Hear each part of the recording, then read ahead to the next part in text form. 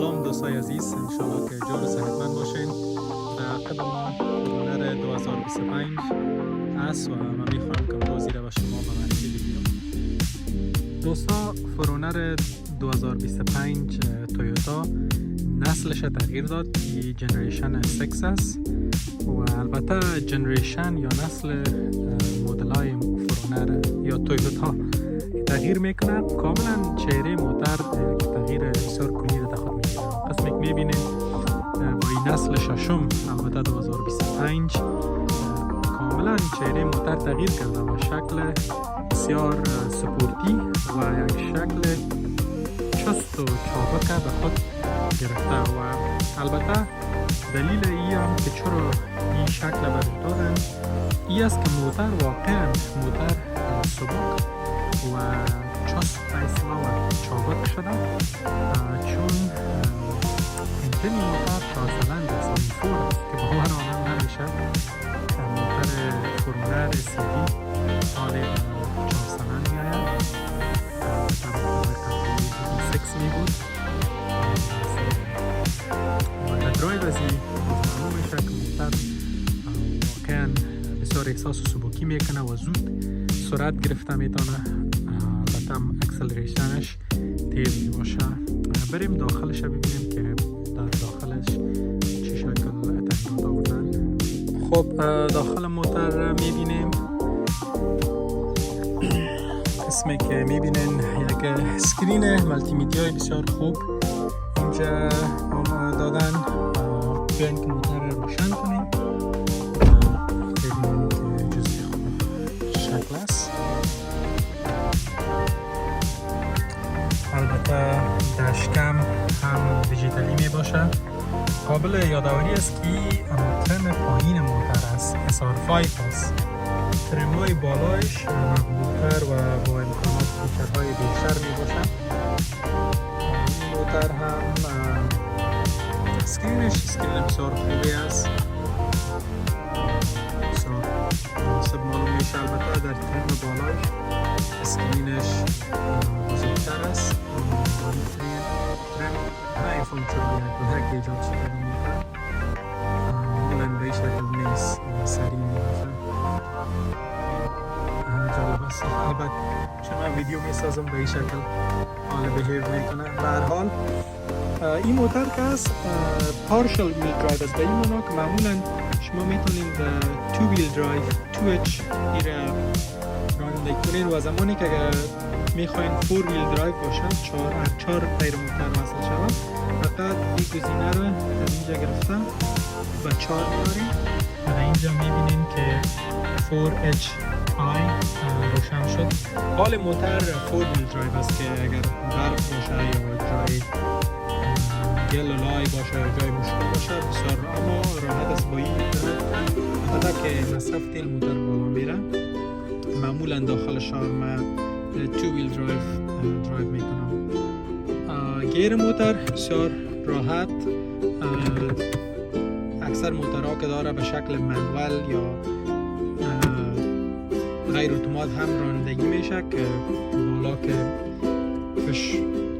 پیش میبرین گیر بالا میره، پنج و پایین که میارین یک چیز معمول است. اکثر موتر از گاهی از این فیچرش من شخصا استفاده میکنم، خوشایند است. دشکم بسیار مناسبی است، گزینه های زیادی داره، میشه در ویدیوی بعدی رو معرفی گرفت. جاش کابین در مجموع بسیار به اصطلاح شکل سیمپل یا ساده است. این موتر البته سیت سوم هم داره. سیت پشت سر جایش بسیار آزاد است و برای سوارین پشت سر بسیار راحت می باشه. البته که سیت قبلی سیت های پشت سر از اینا نسبتا سیت خرد است و خب اینم بالا کنم مرتبه شد. خب حال سیت های روی سوم سیت های پشت سر جور کردم و بر 2 نفر است. نسبتا خرد است. کسی که قدش اگر از 6 فوت بالاتر باشه برش مشکل است. در غیر از او بر کسی که پایین‌تر از 6 فوت قد داره راحت است. اما این ویژگی فرونر البته بسیار خوشایند است به سفرهای طولانی با فامیل و دوستا. حدود 2 نفر، 3 نفر، 7 نفر راحت نشسته میتونن. هم زمانی که سیت سوم استفاده میکنین جای کارگو یا وسایل قدر زیاد نمیمانه. ترنک پایین کنیم. در مجموع دیزاین شکل سپورتی داره و میبینیم که پشت سرش بسیار یک دیزاین جالبه تویوتا استفاده کرده. و قسم قبلا یادآوری کردم این ترم SR5 است یا ترم پایینش است. یک ترم اگر از این بالا برین، یک مدل از این بالا برین، در قیمتش حدود 8 تا 10 هزار فرق می آمد.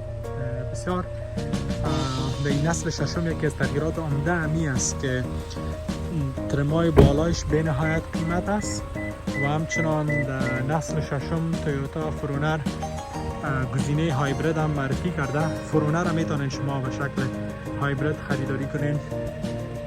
این فرونر گسش 25 مایل پر گلن در شهرهای هایوی است که حدود 40 کیلومتر اگر اشتباه نکرده باشم 40 کیلومتر مسافه را در شهرها با یک گیلن